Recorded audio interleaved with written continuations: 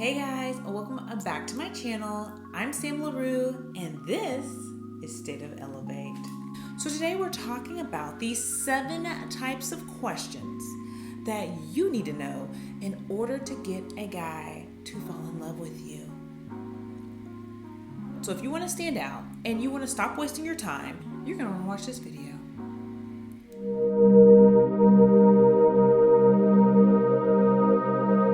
Yes, ladies, today we're covering everything that you need to say that's going to make a man titillated, that's going to turn a man on, that's going to get his juices rubbing, that's going to make you stand out from the sea of other women in the dating field. All that in addition, you're also going to stop wasting time. If you're in the dating field, you know time is of the essence. You don't have 5 years to waste on an F-boy, okay? You don't have 10 years to waste on some loser. You need to utilize your time efficiently so you can pilfer out all the riffraff and find the man you've always wanted. So first, the breakdown. When you're dating, it's all about the quality of questions, okay? The quality of questions is going to be the quality of your relationship. So if I'm asking surface questions like, hi, how's your day? Are you from here? If you're asking surface questions, you're going to get surface responses. So your relationship will be revolved around surface. If you ask deep questions, you're going to get deep answers. Thus, your relationship will be built on a deeper foundation. You're basically working as a guide. So think of yourself like a captain of the ship, right? The captain of the ship is guiding the ship. When you start asking the right questions, you're guiding it in the direction you want it to go, all while getting intel, right? You're getting the intel that you need to get because time is of the essence. So we need to gather the intel. He's going to be so impressed with you that he doesn't even realize that you're guiding the ship. So first and foremost, you need to be asking open-ended questions. What are open-ended questions? Pretty much, they're going to be questions that open a dialogue. So you want to ask what questions? What is the wildest thing you've ever done? What's the sexiest thing you've ever done? So you're asking questions that he can't say yes or no. There is no yes or no to what is the sexiest thing you've ever done, right? He has to give you an answer. If he says skinny dip, he's going to expound upon that. Well, I went skinny dipping here and this happened and I did it because my friends dared me. So just one simple open-ended question can open up a whole dialogue where you find out a lot about a person. And these questions allow him to express himself. So generally, if you're asking a closed-ended question, which a lot people do when they're dating, like online dating, they ask a lot of closed-ended questions like, are you from here? Which is like, yes. How old are you? That's a closed-ended question because as soon as I answer it, there's nowhere to go from there. So when you ask an open-ended question, you're allowing him to expound. You're allowing him to open up a further dialogue. So that way you can go down a path. Because communication is like playing tennis. It's a back and forth. It's a continual. But if you ask a closed-ended question, then it ends. It's like, boom, game over. There's nowhere else to go. So you want to make sure you're asking open-ended questions. The next type of questions you want to ask are hypothetical. So you want to ask these hypothetical questions, which are going to be like fun, nothing serious. Like if you were Neo in the Matrix, which pill would you have taken? The red pill or the blue pill? Like, if you could be a superhero, which power would you want? It's a silly question, right? It's a fun question, but in reality, you're getting to know a little bit about him because he's going to tell you, like let's say he says, I want to have x-ray vision. Oh, do you now? So you know, a little freaky. He's a little freaky, okay.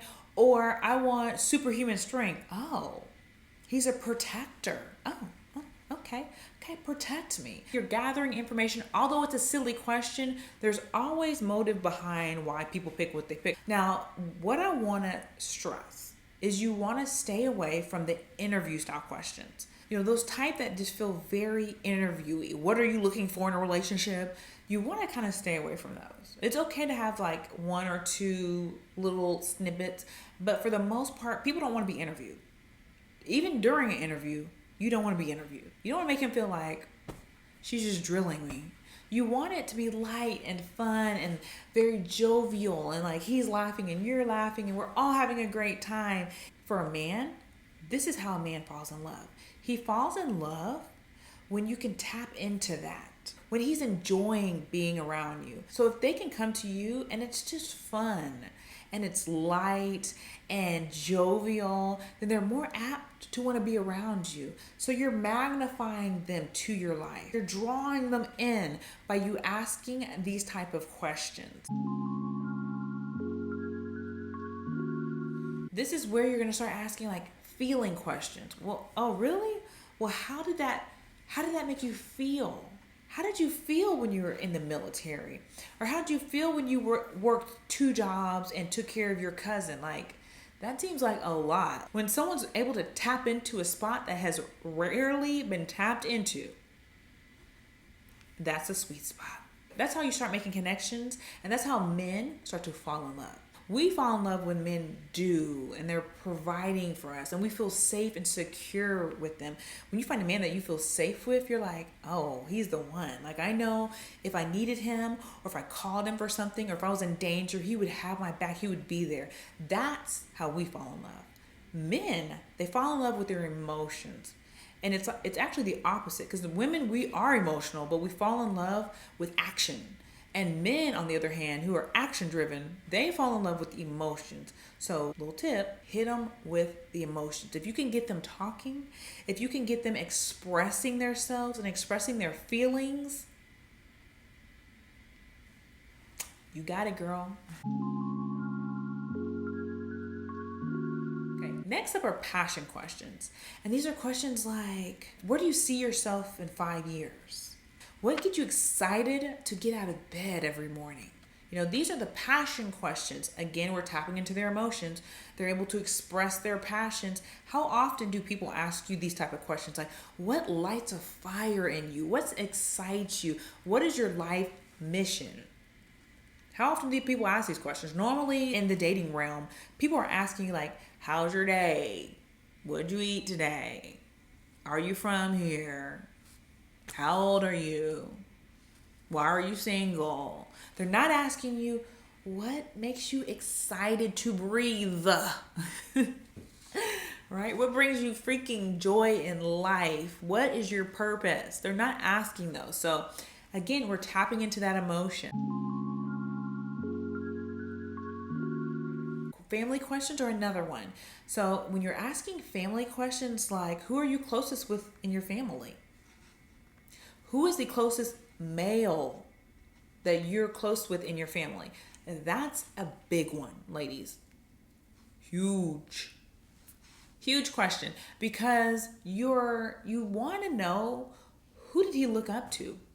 Who is he representing manhood out of? Like, who taught him to be a man? Because women can't teach men to be men, right? I cannot teach a man to be a man. I have no clue, and vice versa. So who represented manhood for you? And if he said no one, we got a problem. So keep that in your mental note. Hopefully he's had someone to represent manhood in a positive light. Hopefully someone showed him the value of being a real man. So that's an important question to ask. Next up will be sexual questions. So sexual questions are like, what's the wildest thing you've ever done in the bedroom? What's your biggest fantasy, right? What's one thing that you would be willing to try in the bedroom? Something that's outside the box, but you're willing to try it maybe once. What you're doing is getting a little intel, and I will say, you don't want to ask these questions at the beginning. This might be something once you started dating him, because you don't want to come off like You don't want to start the conversation on sexual stuff. Okay, that needs to come like later on, much later. You don't want to get him going because then he's going to start asking you questions. And another thing is you don't want to ask questions that you don't want to answer as well. So like, let's say you've had a troubled childhood and you don't like talking about your childhood, then probably don't talk to him about his childhood because he's going to ask you, well, what about you? Right? That's how the branches start branching off. He gets to know your information. So stay away from questions that you don't want to answer. Okay. So like if you're unemployed and you don't have a job, don't be asking him about his job because you know he's going to say, what do you do? And then you're going to have to answer. Next up is past relationships. These are more questions you want to ask in the future. So you don't ask this at the beginning, okay? But once you start dating him, right? Once it starts to get serious, you need to know about his past. So you need to know, like, what did you learn from your last relationship? What's the biggest takeaway that you've gathered from your last relationship? What did your ex teach you? What's something you would have done differently? You want to start asking those type of questions to see, has he really learned anything? You want to find out, what did he do? What is his responsibility and what he learned? So you definitely want to ask questions in regards to his last relationships. Now, if you have a problem figuring out what questions to actually ask, don't worry. I have a workbook on my website that's going to cover all of these questions. So these are scientific questions that I've compiled that has every type of question that we're going over today. So it has the actual questions lined out for you so you don't have to think about it. You're not having to sit and think like, what open-ended questions should I ask? What hypotheticals should I ask? They're all there for you. Hopefully you liked this video. If you did, don't forget to hit the like button if you liked it. Subscribe to the channel. And until next time, I'll see you beautiful people later. Bye. And it goes a little something like